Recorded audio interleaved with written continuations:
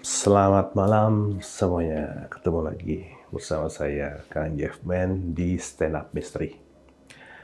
Malam hari ini ceritanya tentang pengalaman pribadi saya ketika bermalam di salah satu hotel. Wilayahnya itu mungkin masuknya ke Bandung Utara, agak sedikit tinggi. Udaranya sejuk, asri juga tempatnya, dan bangunannya adalah bangunan tua zaman Belanda, peninggalan tahun 1935. Bangunan itu dibangun tempat berkumpulnya para tuan-tuan, tuan tanah, pengusaha zaman dulu. Nah, saya bermalam di tempat ini kurang lebih sekitar 3 malam lah. 3 malam. Dan cerita ini saya angkat dalam buku karya saya sendiri dengan judulnya itu Marakayangan. Arti Marakayangan adalah gentayangan roh-roh yang masih penasaran, dia bergentayangan untuk mencari keadilan terhadap diri dia. Dan Marakayangan ini sebuah karya yang menyadur kisah saya pribadi selama menginap atau bermalam di hotel tersebut selama 3 malam. Hal yang paling saya ingat sampai saat ini adalah kemunculan sosok wanita tua Belanda yang menggunakan mantel berwarna merah, disertai dengan jaring warna hitam dan topi yang cukup mungkin dibilang fashionable di zamannya ya. Topinya juga warna hitam, ada jaring. Wajahnya putih semua, seperti dicat tembok gitu ya, putih banget. Itu. Nah, ini berawal dari kisah saya menginap, dan di hari pertama itu nggak ada masalah apa-apa. Jadi nginap normal biasa, nggak ada kejadian apapun. Dan malam kedua, ketika saya sampai, jadi di tempat itu tuh luas. Selain luas, dia itu punya gedung-gedung lagi yang ada sebagian kosong, sebagian masih beroperasi. Lokasinya juga asri banget karena bisa dibilang kalau untuk tempat healing itu paling tepat. Ya karena kusennya ya, lantai, furniturnya masih menggunakan barang-barang peninggalan zaman dulu, khususnya zaman Belanda.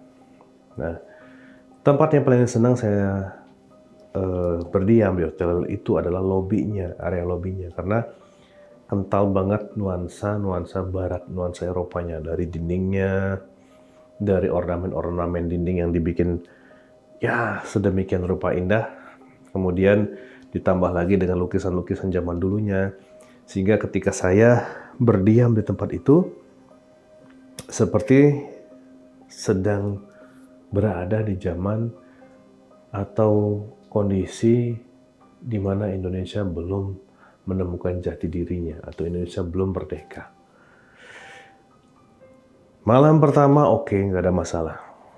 Saya duduk sendirian sampai jam 2, membakar merokok di situ sendirian. Hanya udara dingin yang menusuk tulang, ya, karena di situ kalau sudah jam 11, embun tuh seakan-akan turun, jadi langsung terasa dingin banget, tanpa ada hal-hal yang mencurigakan. Tapi, kalau misalnya kita masuk ke area belakang, itu banyak hutan-hutan pinus, pohon-pohon pinus, yang kalau lihat dari jarak jauh sepertinya ada sesuatu, karena energi itu bisa kita rasakan walaupun jaraknya cukup jauh, kita bisa rasakan. Nah, masuk ke malam kedua, itu kurang lebih hujan lebat, hujan deras, dan salah satu tamu itu menutup pintu lobi di area depan, ditutup. Pintu itu seperti pintu geser, ya karena anginnya itu dari luar tuh masuk ke dalam bersama hujan, jadi area lobi itu basah.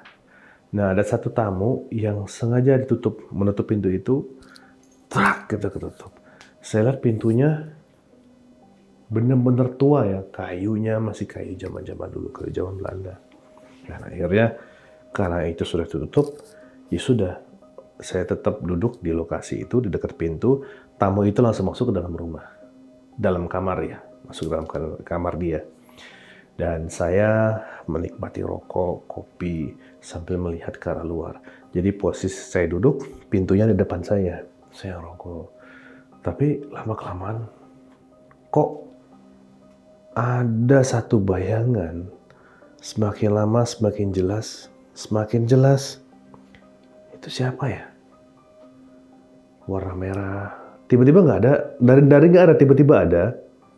Warna merah, pakai topi.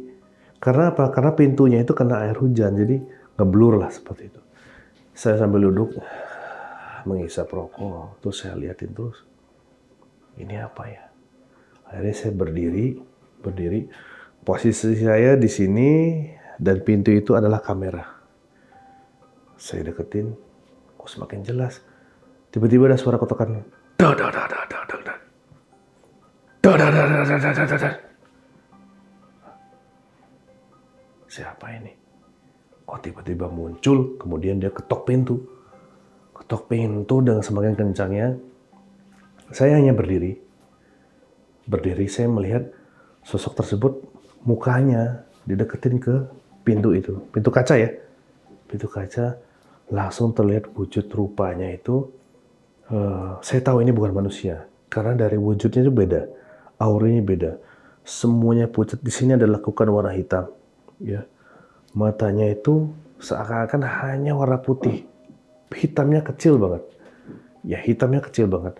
Dan saya liatin, semakin dekat saya liatin, suara ketokannya semakin keras.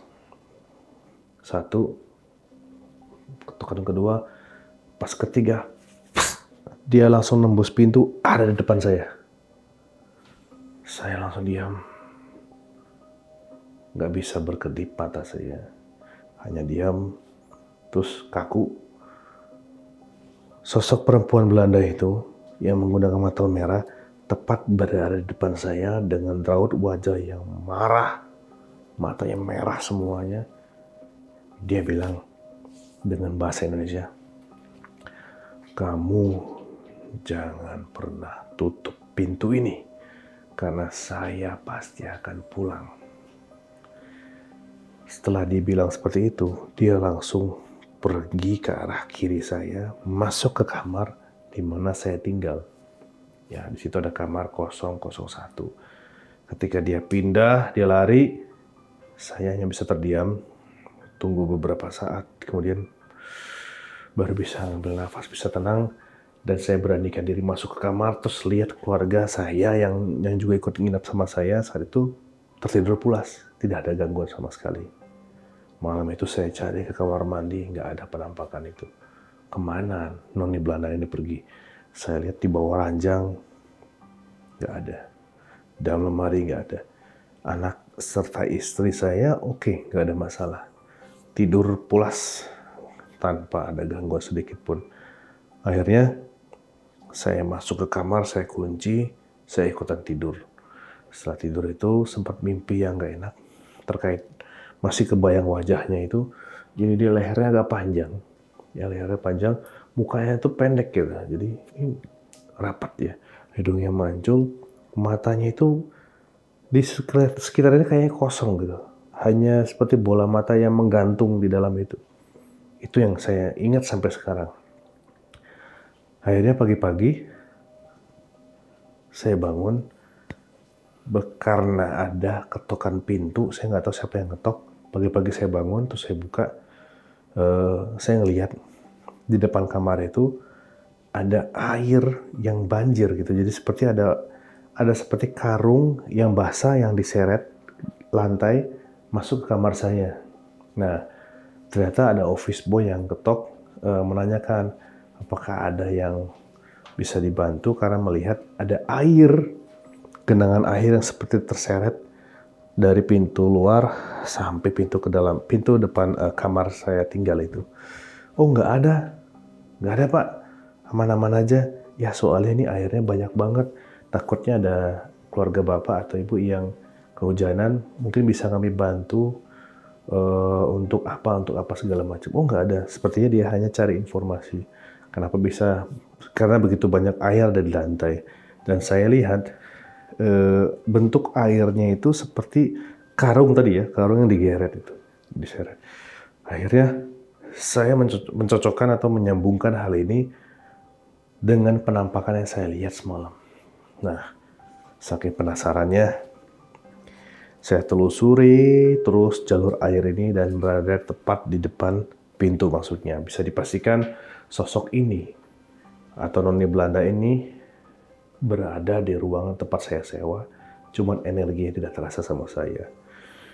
Dan malam ketiga sebelum saya pulang, saya ngobrol sama salah seorang penjaganya di sana terkait tentang noni Belanda ini. Dan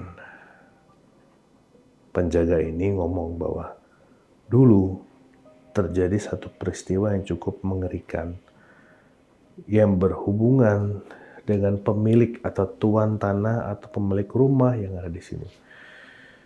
Wanita Belanda ini bernama Maria Dolly. Dan catatan sejarah tentang dirinya memang tidak ada, tapi warga setempat mengenal, orang sesepuh setempat mengenal bahwa ini adalah istri dari tuan tanah yang ada di sana. Yang ketika dia pulang bertepatan dengan satu pasukan Jepang yang ingin mengambil alih tempat itu. Ketika dia lari, pintu rumah itu yang biasa terbuka rapat tertutup. Dikarenakan orang rumah itu kaget ketika Jepang itu datang berbarengan sama si ibu itu, Belanda itu, maka yang bekerja di sana langsung tutup rapat-rapat pintu.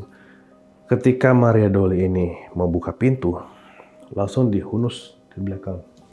Dari ketika dihunus pakai pisau itu, Jepang memerintahkan agar semua orang keluar. Nah, di situ ceritanya yang saya simpulkan bahwa adanya peralihan dari Jepang ke Belanda mengambil alih tempat tersebut, dan ini diceritakan secara turun-temurun oleh warga yang ada di sana. Nah, cerita hantu Belanda ini bagi mereka yang sering tinggal di situ atau sering menginap di sana biasanya akan kenal dengan sosok perempuan ini. Wanita tua bermantel merah dan tidak ingin tempatnya diusik, apalagi pintunya ditutup karena dia memiliki cerita yang cukup tragis di lokasi itu, sehingga ceritanya Maria Dolly ini saya angkat dalam buku saya yang berjudul Marakayangan. Marakayangan ini sudah bisa dibaca, sudah bisa didapatkan dari beberapa macam penerbit yang mungkin teman-teman bisa baca sendiri, karena di sini ceritanya cukup menegangkan, melibatkan banyak hantu-hantu atau roh-roh genta yang ada di sana. Pengalaman saya tinggal atau menginap di hotel tua ini adalah satu pengalaman yang tidak mungkin saya lupakan, di mana penampakan langsung ada di depan saya. Dan sampai saat ini, ketika saya ingat tentang hantu Belanda ini, pasti kebawa mimpi.